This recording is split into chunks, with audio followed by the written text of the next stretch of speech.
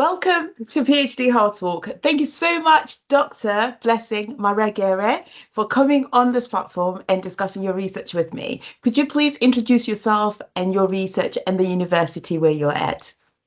Yes, thank you for the opportunity. It's a pleasure to be interviewed. My name is Blessing. I currently work for Leeds Trinity University in their degree apprenticeship department. My job title is Senior Work-Based Learning Tutor and also Program Lead. So I program lead 2 degree apprenticeships in digital marketing and also B2B sales as well. So I've been working in education for just about 12 years now with different providers. So my career journey, I finished my education. So I was born in Zimbabwe, moved to the UK, and then I finished my higher education in the UK. And during the summer holidays, I was struggling to find employment. So I thought to myself, if I can't find a job, I'm going to create one for myself. So I launched my own contract cleaning business in Leeds, West Yorkshire. So I was providing contract cleaning services across West Yorkshire to businesses and domestic. The business was quite a success. I ran it for a number of years, but I got a bit bored. I wanted something more exciting. And I had a lot of people asking me, oh, how have you managed to become a success at a young age? So that led me to want to work in education.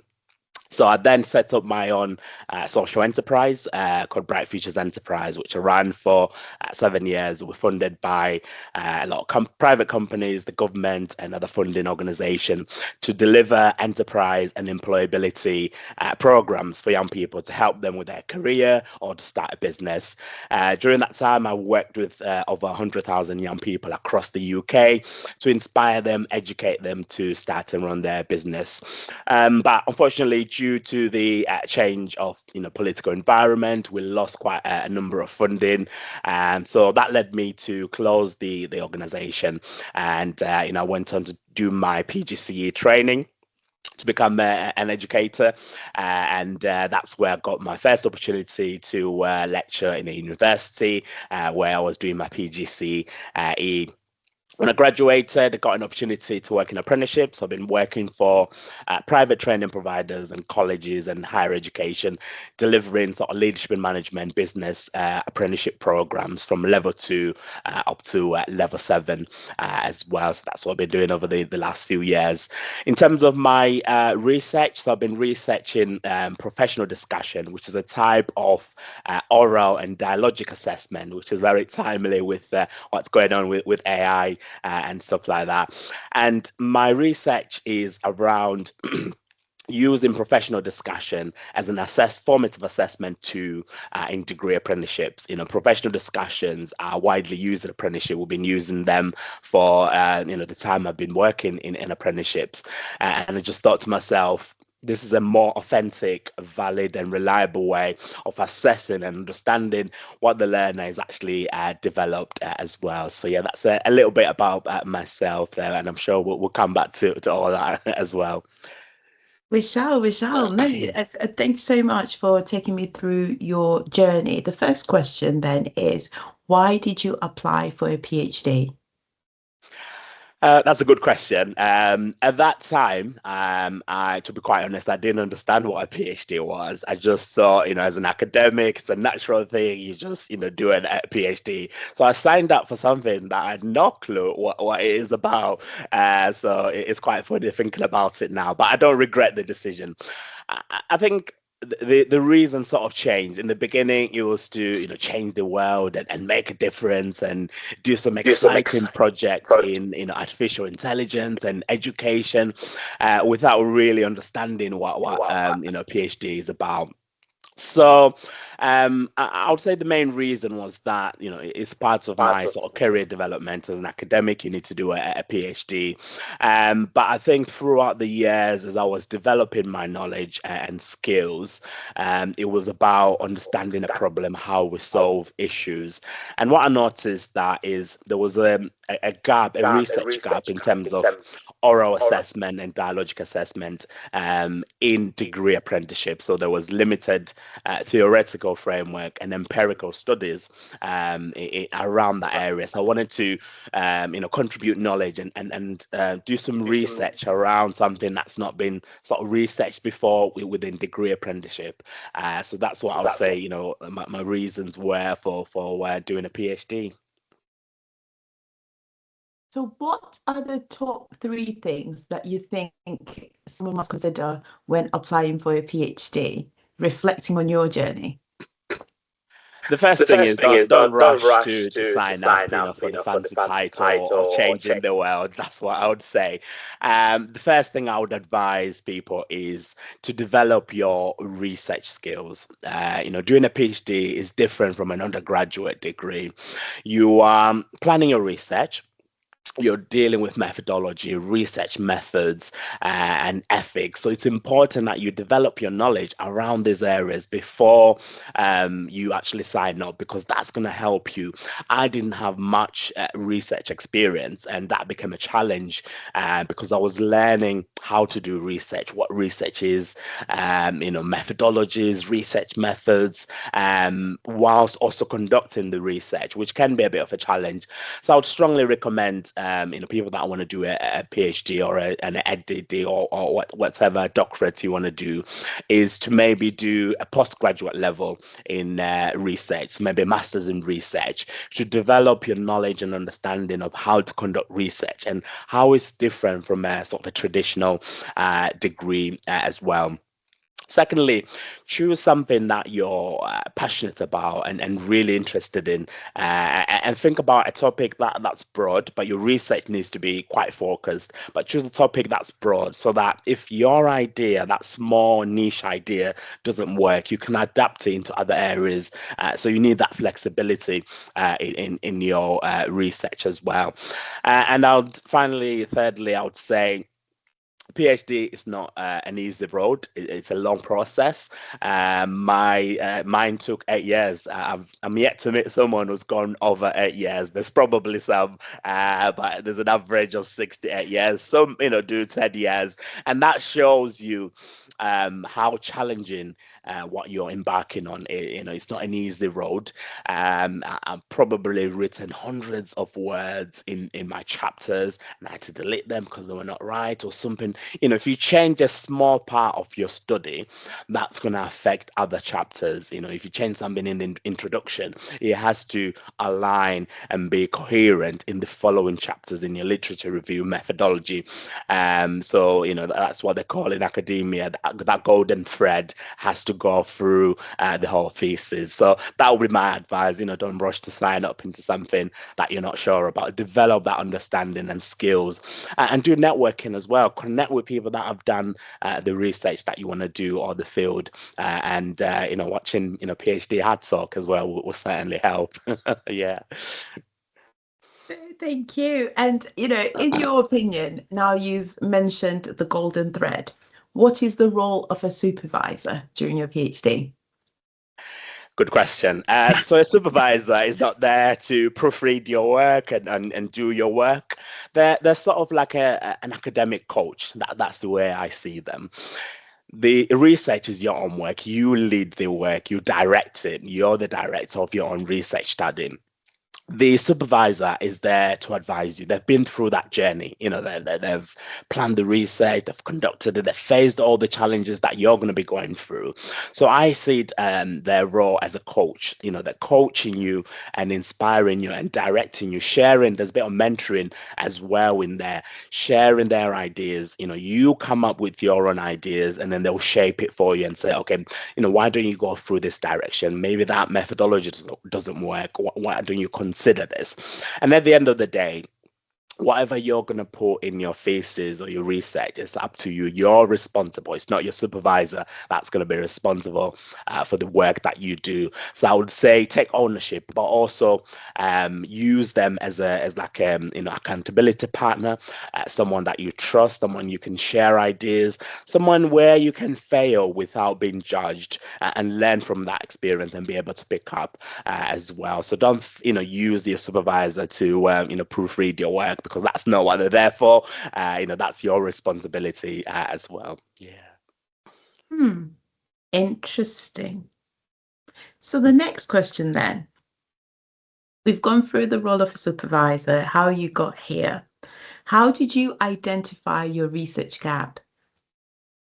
Yeah, so my research idea started changed throughout the years. You know, when I started, I wanted to look at artificial intelligence in education, but that led me to dialogic assessment and using oral assessment. So to identify my research gap, obviously, I conducted some literature review to understand the topic, and what I noticed is there wasn't any empirical studies or theoretical frameworks around my topic, which is professional discussion, which is a type of oral and dialogic assessment.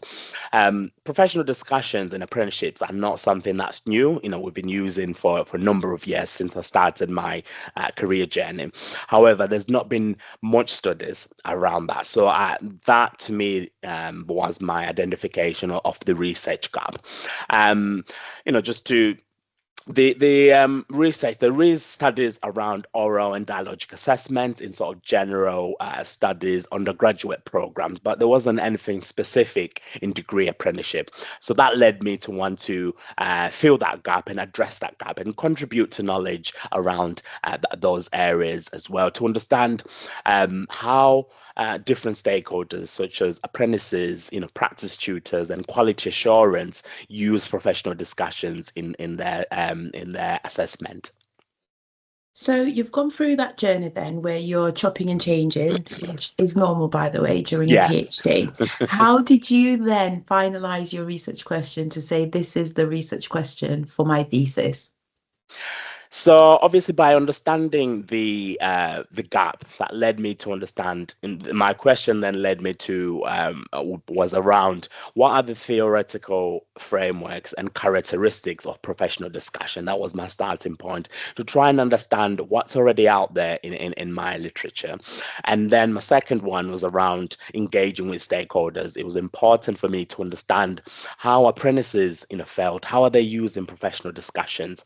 How are practice tutors or their tutors or lecturers, how are they using and how do they experience professional discussions? And internal quality assurance is also important in education as well. So it led me to say these are my three research question areas that I wanted to address, because I think it became easy for me because there was nothing in the literature around professional discussion. So it led me to say, okay, let's understand how professional discussions work. How do stakeholders experience them? And thirdly, my question was around the impact of professional discussions in terms of academic performance. So if we use oral and dialogic assessment, is there any difference in academic performance? Is there anything that we're seeing with grades, performance, and development as well? So that's how I sort of created my research questions. Yeah.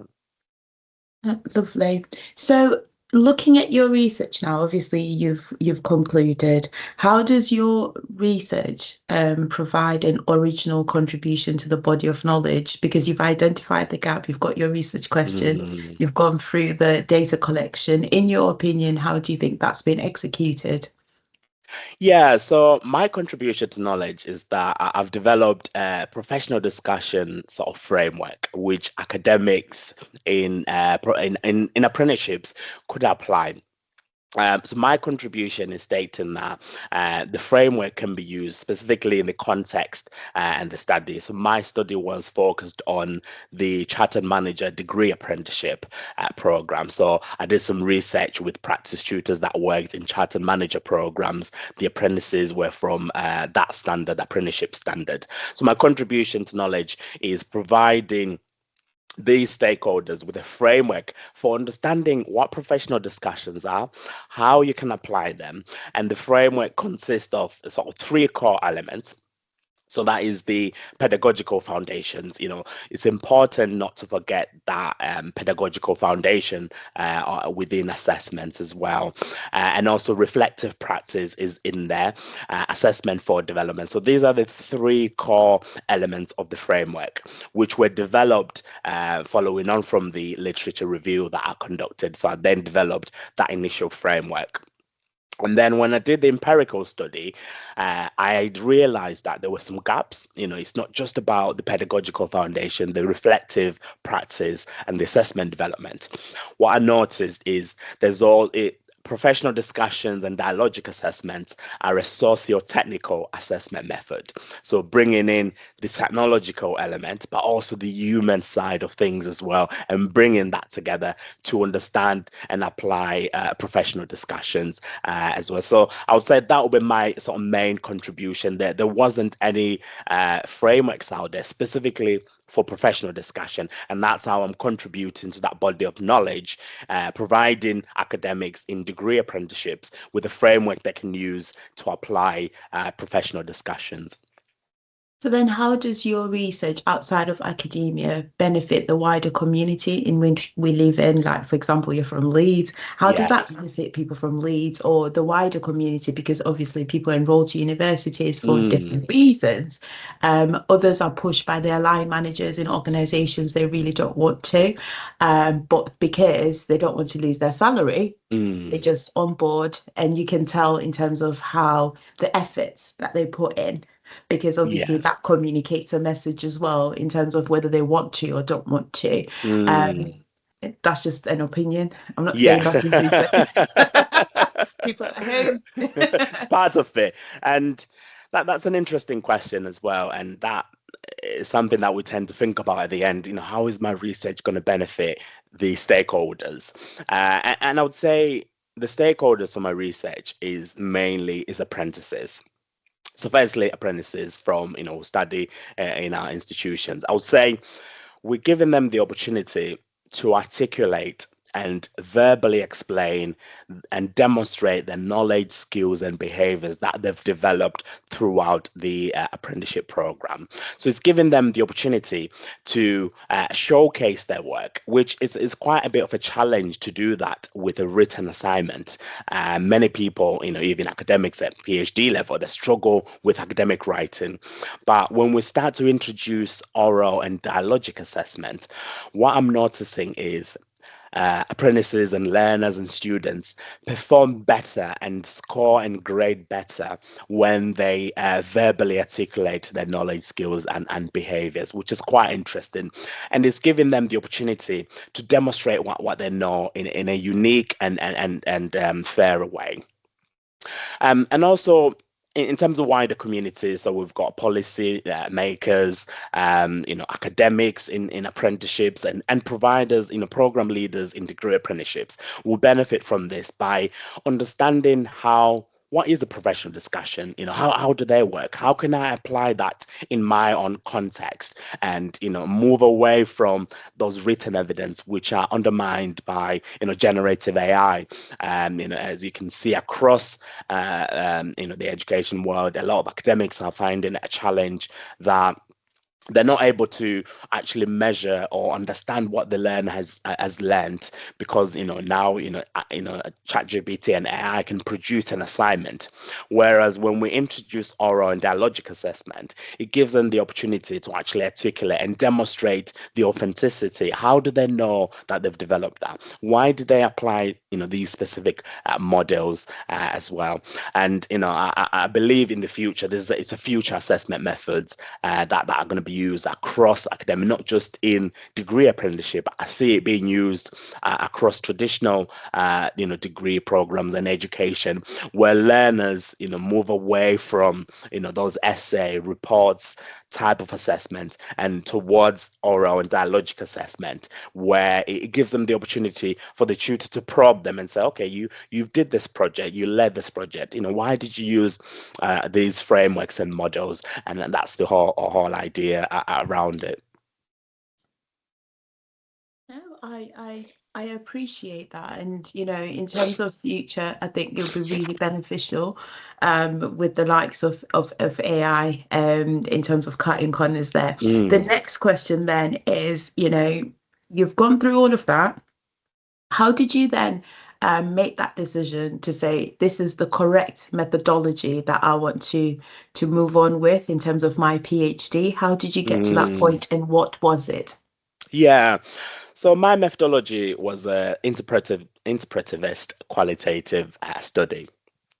The reason why I chose that is because I was not interested in numbers, the grades that they got from using professional discussions. I was interested in understanding what professional discussions mean.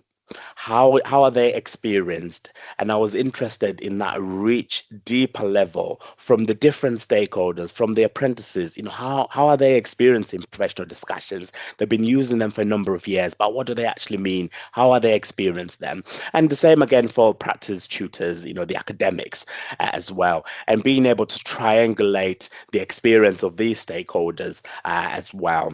Whereas if I went towards the quantitative route, it was not going to give me that rich discussion, that deeper understanding of how these stakeholders are experiencing dialogic and oral assessments. Hmm. So again, looking at your research, so I went through the work that you provided, and you had 8 participants, to which you call stakeholders in terms of jargon or terminology in your thesis. So what made that the right number to say 8 is the right one? Um, 8 was not the right number. My population, I had about 75 apprentices that were eligible to participate in my study. As people that are in research, it's hard to recruit. It's a big challenge. So I contacted all of them, expecting that all of them are going to be, responding and getting excited, wanting to be involved. But that's not always the case. From the 75 that I contacted, to initiate the conversation to see if they were interested, I would say about 7 apprentices responded back, and 3 were eligible and were eligible to participate.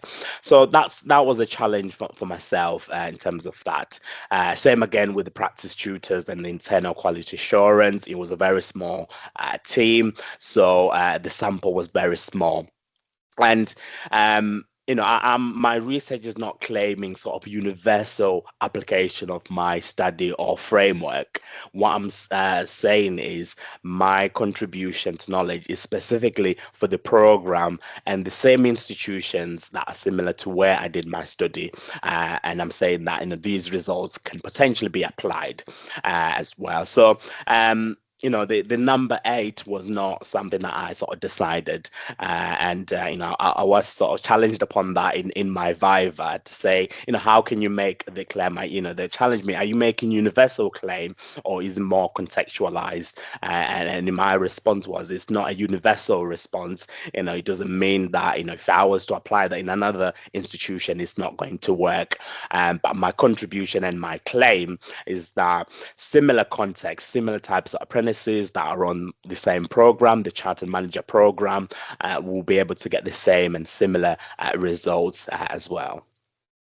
No, it's usually the challenge, to say what is the gold standard. I think, as you know, that there's so many journals out there that are still trying to figure that out, to say what is the gold standard. And to anybody who's thinking about, recruiting individuals and going through ethics, I'll start off with ethics then, because you're talking to humans. What's that process like, and what guidance do you have for somebody who's about to embark on that journey? Yes. So my first advice would be understand the ethical and the importance of ethics in research. It can damage your professional credibility if you don't understand it and follow it. From my context, the study was conducted in a university that I was part of. I had sort of a lecturer position and a student. I was a lecturer and a student experience manager in that university. So there was already power imbalances with the practice tutors that I interviewed, because some of them I was their line manager as well. So there's power imbalances there and bias that I had to ensure that I addressed. So what I did is, it's important to have, to communicate with your potential participants. So I provided them with the information about the research project, what I'm going to use the data. So it's important to be transparent and honest how the data is going to be used. How am I going to keep it safe? And to make it clear that by participating in the study, especially for apprentices, it wasn't going to affect their grades or experiences on the program as well. And so it was important for me to have, to separate myself and not to, sort of force stakeholders to participate in my study as well. So those were the important elements around power imbalances, because I was in a management position. I made the decision if apprentices can progress to the next phase as well. And to be able to tackle that, I used the thematic reflective analysis to ensure I was not every claim that I made was backed with a quote from the transcript of my interviews that I conducted. So ethics is quite an important element. So you want to ensure that you understand the ethical considerations of your research, especially the participants of your research if they're in a sort of power imbalance position as well. Those are really important elements to consider. Yeah. No, thank you so much for explaining and guiding us in terms of ethical approval and your journey as well, and your reflections and learnings. So in terms of the interviews then, you've gone through the semi-structured approach. Why is Yes. that the best route for your research? So semi-structured was the best route because it provided me with that opportunity to go deeper into the experiences of the stakeholders that I interviewed.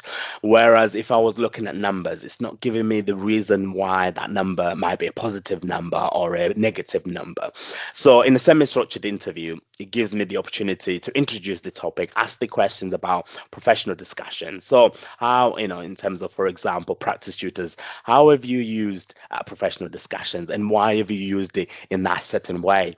What I noticed is there's no one type of professional discussion, so I had to go deeper.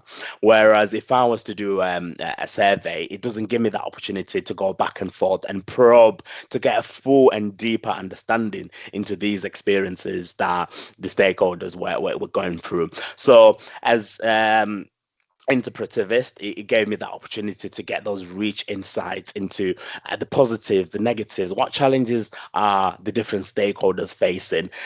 So that it gave me that opportunity to be able to go deeper. And I would say that's sort of my sort of research philosophy and area that I want to explore further in terms of that qualitative element as well. So you keep using the word go deeper, go back to ethics and the questions that we do ask because we're dealing with human beings. From a psychological standpoint, obviously, people become defensive when they realize that this is quite a sensitive topic that I've experienced. It's either Mm. they open up more or they close. So did you think about the impact of the participants post the interviews? Because if they've gone, and Noma's making this up, by the way, let's say during my process, I feel like I was neglected and I didn't have that guidance, and I break down during those interviews, what was the aftercare? That's a really important question that many researchers don't even think about as well. That could potentially happen. So it's important that you protect your human participants. So what I did in my study, I sent them the transcript to check that they were happy with what the final transcript looked like, and I made it clear, everything will be kept confidential. We're not going to release any names, and it's not going to affect them in any way or shape or form. And if they're, obviously I didn't have any sort of breakdowns, post the studies, but what I would do in that situation is to refer them to the relevant departments that can provide that extra support to ensure everyone was safe as well. But the good thing is I didn't face any of that, but it could happen in any research that you do. Thank you very much. You mentioned AI in your research, and I'm sorry, this will sound rude. Did you add AI because of the whole AI revolution? Because it's quite currently it is a fad, isn't it? Everyone's like talking about AI. Or was there relevance in terms of how you judged and viewed current situ and said, actually, Mm, this variable has a long-lasting impact in terms of the service user, which is the student, mm. and also the one who's delivering.